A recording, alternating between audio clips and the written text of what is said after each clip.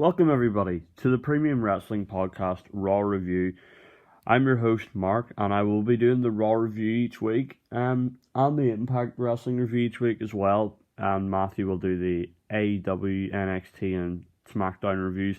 So let's get into what happened on Raw last night. So the show opened with Drew McIntyre, cutting a wee promo, and Dolph Ziggler interrupts him and says that he's brought somebody with him that's close to Drew McIntyre. Turns out that's Heath Slater, and to be honest, I was kind of surprised to see Heath Slater because he got released back in April, but apparently he was under the 90-day no-compete clause, so therefore WWE could use him, and he only comes off that on July 18th. So basically, Ziggler stirs a few things and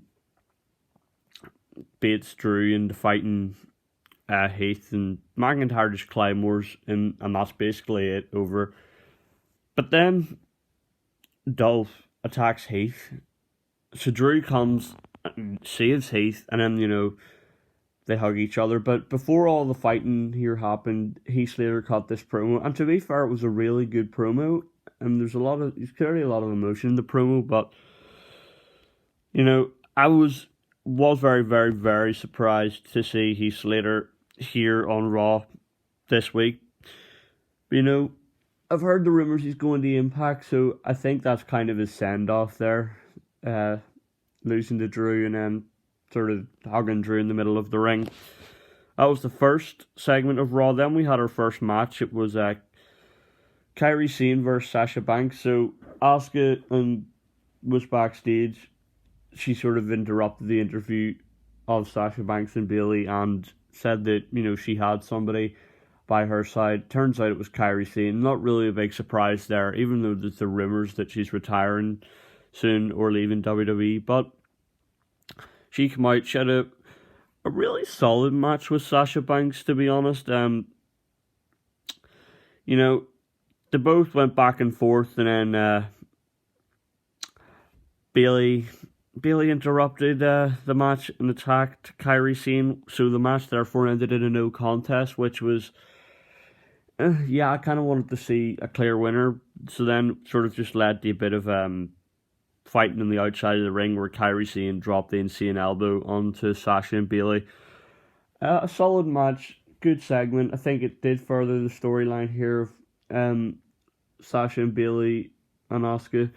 But, we'll have to see if they continue to use Kairi Sane. Then we had another match, but this took place after the Kevin Owens show, which had Seth Rollins on it. So they kind of talked back and forth for a while, and Seth tried to get Kevin Owens to join his group, and then Rey Mysterio come out, challenged him to a match. Kevin said he'd never joined Seth's group. But see, the match that was scheduled was Seth and Buddy Murphy versus Rey Mysterio and Aleister Black, except Aleister Black had been jumped backstage by the Monday Night Messiah and Buddy Murphy, so therefore he was not able to compete. So then Kevin Owens therefore sided with Rey Mysterio, and Rollins kept saying this keeps getting better and better, so therefore the winner of the tag match between Rollins and Murphy versus Owens and Mysterio picked the stipulation for Seth and Rey's match at Extreme Rules. This was a pretty solid match as well. It wasn't an extremely good match. It wasn't a bad match. I'd say probably the best match in the show was mainly a lot of Rey and Buddy Murphy in the ring, and then Kevin and Seth in the ring. But Buddy poked Rey Mysterio's son, Dominic, in the eye. I kind of cheesed off Rey Mysterio a little bit, and him and Kevin were checking Dominic was alright. Then Rollins, sort of towards the end of the match, grabbed Dominic and was like holding him hostage up the ramp. Then Aleister Black's music came on, and obviously Seth fell to his knees with his arms out, trying to get Aleister Black to attack him, because if Aleister attacked him, therefore that would have caused the disqualification, and Rollins would have been able to pick the stipulation.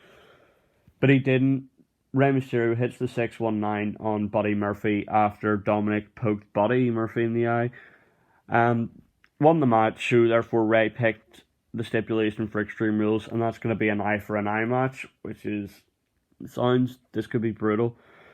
Then we had a little backstage promo of Lashley and MVP. Then they hit the ring, and MVP unveiled the new United States Championship. Now, we're going to probably talk more in depth later on in the week, both me and Matthew, on our opinions on the United States title. But, first off, I don't think it's that bad, but I'm not too sure it's a really great looking championship. It might grow on me over time, but we'll have to see. So therefore, we found out that MVP will be facing Apollo Crews, who is the United States champion for the US title at Extreme Rules. But Cedric Alexander and Ricochet interrupted them, which caused an impromptu match. Like, MVP wasn't even in his ring gear. He was fighting in a tie and a shirt and some, dress trousers. So, Bobby and MVP pick up the win here. Kind of sad to see that Ricochet and Cedric aren't being used as much, especially Ricochet. I really like that guy. He could do big things. But they picked up the win after Lashley put Cedric Alexander in the full Nelson. Then there was kind of a little bit of fighting after the match, but nothing too major. And we get on to another match. It was Randy Orton, Andrade, and Angel Garza against Big Show and the Viking Raiders. So there was a little bit of a backstage promo earlier in the night. It was, Big Show talking to the Viking Raiders, trying to psych them up for the match, saying, you need to be ready, you have to have your head in the game here. And a wee bit before this match, there was a backstage segment. It was Andrade, Zelina Vega, and Angel Garza, and they're sort of talking amongst each other. And Ric Flair comes in and talking about Randy Orton, how great Randy Orton is. Then Randy Orton walks in and he tells them, they have sort of this bond that Andrade, Angel Garza, and Randy Orton are all third generation superstars. So, but Randy Orton says that he wants his hands on the Big Show. So, Big Show was definitely annoyed during this match. Like, you could see him, he barely even got into the match. But once Big Show did get in, he really just did a few shoulder tackles and things like that. Nothing too major. But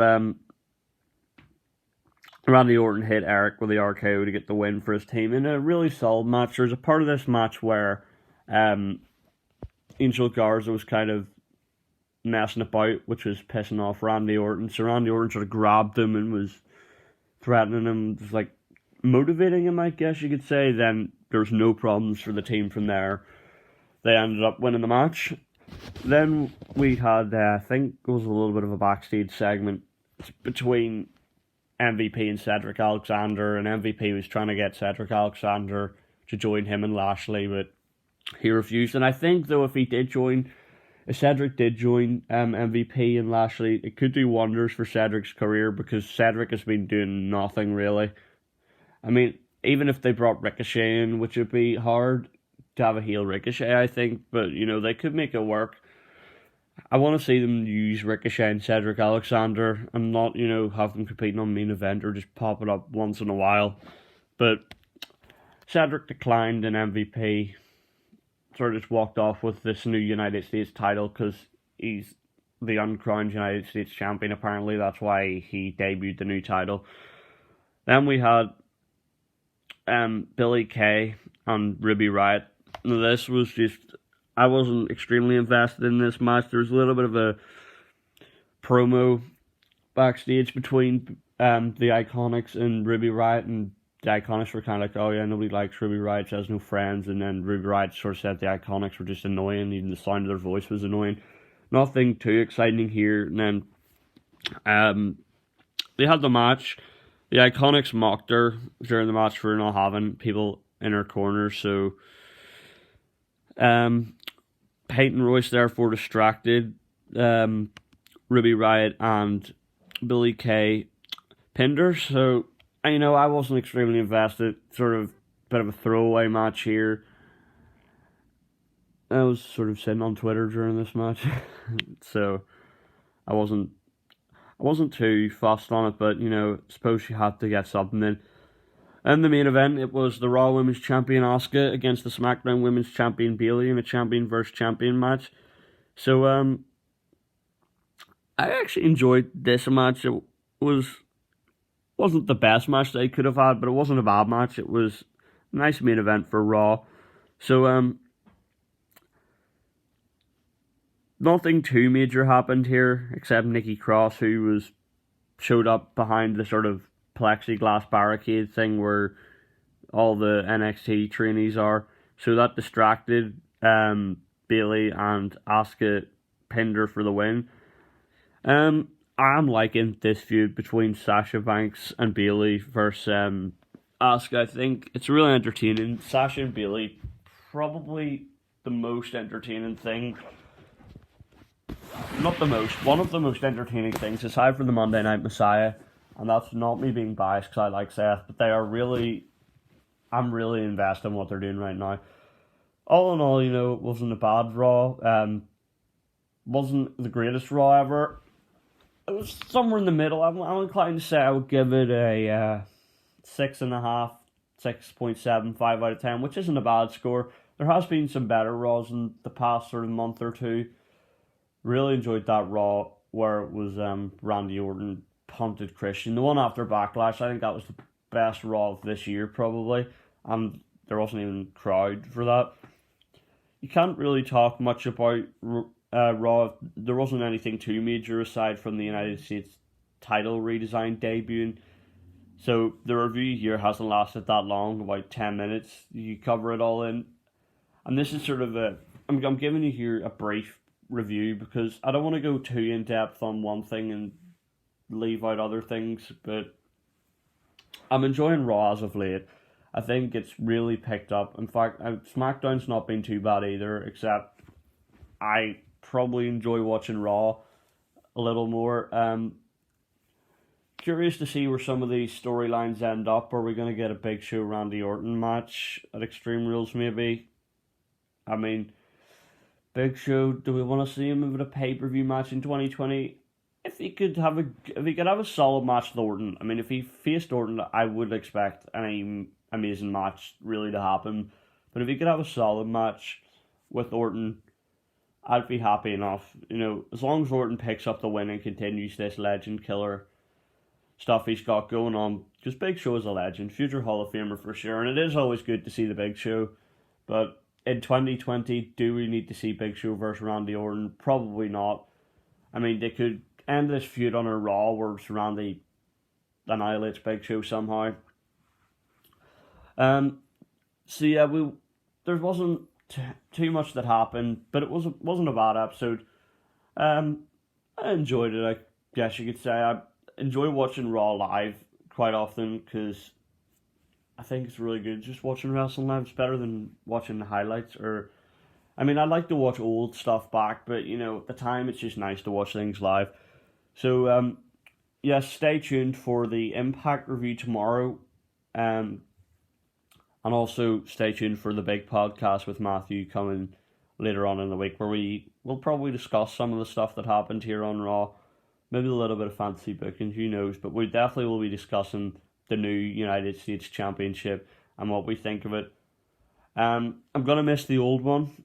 It was, in my opinion, when they got rid of the White Intercontinental title last year for the new design of it, the United States title became the nicest looking championship in WWE. In terms of the nicest now, probably NXT North American or the NXT title. But sorry, this is a quick one. We're going to get better at this. We just need to get some better equipment here. Plan to get a new iPad soon, so that will allow for some better quality content from us. But hope you enjoyed this quick review of Raw. Don't forget to follow us on Twitter, @officialPWP. Thanks very much, guys. Enjoy your day.